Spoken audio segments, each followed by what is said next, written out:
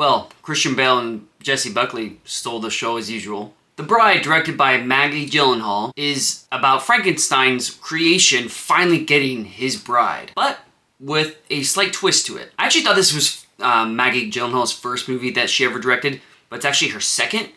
And I gotta say, there's a lot of signs throughout this movie that she's very new to this, which isn't a great start for her movie. So let me just tell you a little bit about the plot, because honestly, I thought it was a what-if situation, like what if Frankenstein's creature actually got his bride, but it's definitely different. It's kind of a failed feminist spiritual sequel to the original book, if that makes any sense. Mary Shelley's actually in this movie, and she kind of brings the bride to life, or is kind of inside her at least, and she actually causes the bride to have a Tourette's kind of situation, like she's talking and it sounds like Tourette's when the bride's talking. At first, I was like, no, I don't like this artistic choice. I didn't think it went well with the film, but it actually won me over, and I think that's all because of Buckley's performance. It was very good. She did a good job with it. Honestly, this movie is if Maggie Gyllenhaal thought this. You know, what if Mary Shelley was actually a feminist and was allowed to, to make a sequel to her original book?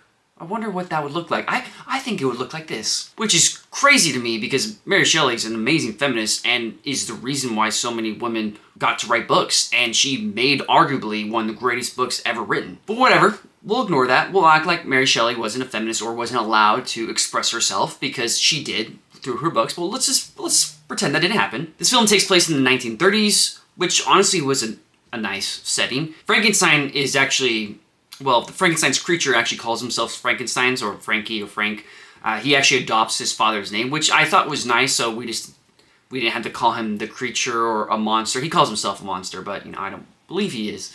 But it's nice for him to adopt his father's name, because it kind of, that's what makes it like a sequel or spiritual sequel, because it kind of seemed like he loved his father and was like, my father was trying to make something perfect, and he just accepted him. I know the book ends with him like regretting everything, but this one kind of seems like he's just been lonely, and Frankenstein, his father, passed away, so he's all by himself. That's what I kind of picked up. So Frankenstein finds a mad scientist, who I thought was pretty good for this film, and, made sense. And it made sense for why Frankenstein found her and why this mad scientist would be willing to create the bride, because she's a mad scientist. She wants to achieve something. She actually knows the OG Frankenstein well, like the Frankenstein's father, and quotes him and says, oh, I don't know all about his creation, and she's actually able to recreate life pretty easily, like in a night, which doesn't really make any sense. You find out later how she's able to do that, but that also didn't make any sense and felt out of place for this film. I was willing to ignore it because, we gotta get the movie going. It's fine, I'm willing to ignore this. It didn't really try to explore the science like Guillermo del Toro's movie did, which I didn't like, but it kind of just ruined itself at the end with the mad scientist revealing something to the bride. But anyway, the bride is alive. She doesn't remember anything. She sees Frankenstein and she is interested in him, and one thing leads to another, and they're on the run, kind of being like a Bonnie and Clyde situation. Look, this was a very artsy movie, and Maggie Gyllenhaal pretty much did whatever she wanted with this film, which I always respect. I love it when directors take over a movie and this is my film, I'm gonna do what I want, which is what I want out of a director. I don't want a yes man director who does whatever the studio says. But does it do anything right? Does it work?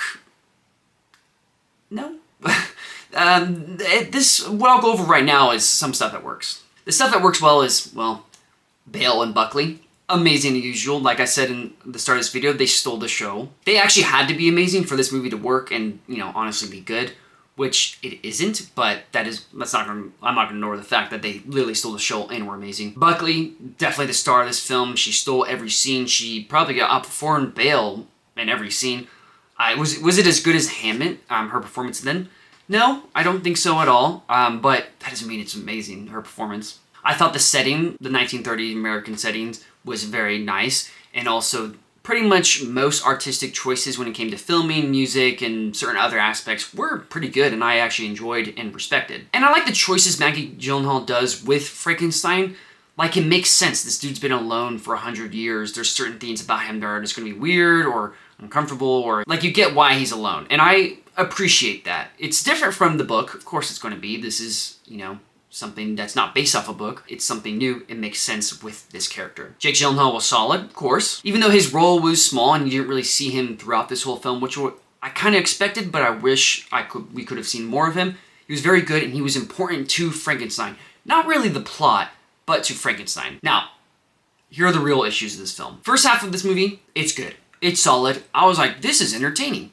Second half, no. It falls off a cliff. It was a huge mess, and Maggie Gyllenhaal really just didn't know what she wanted her movie to be. Was it a feminist movie, a sexual frustration movie, trauma movie, a mobster movie, a monster movie, a detective movie, a science movie, playing God kind of movie like, Frankenstein, a comedy movie? It was, to be honest, it was kind of funny throughout the whole film. A movie about sexual harassment, a movie about women's experience with awful men and sexual harassment, all those kind of things. Like, those are just some of the themes that Maggie Gyllenhaal tries to cover in this film. She also has this whole detective and mobster side plot, which she tries, like I said earlier, she tries to cover, but it's actually, important to the plot, and it's honestly just really, really weak and doesn't add anything. Penelope Cruz, which I like her for the most part, she was awful casting this film. It made no sense. Peter Sarsgaard? Not Skarsgård. Sarsgaard. He seemed disinterested in this film.